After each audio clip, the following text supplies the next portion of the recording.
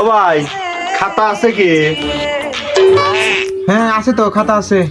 দেন ভাই, তাহলে একটা খাতা দেন। গান শোনা লছিলাম বাজান, তুমি এসে আবার ডিস্টার্ব করলে। ধরো লাও। কয় পিস আছে ভাই? আছে 80 পিস। গুনিয়া দেখি। 1 2 3 4 5 6 7 8 9 10 39 40 কো ভাই এই খাতায় না 40 পিস রয়েছে।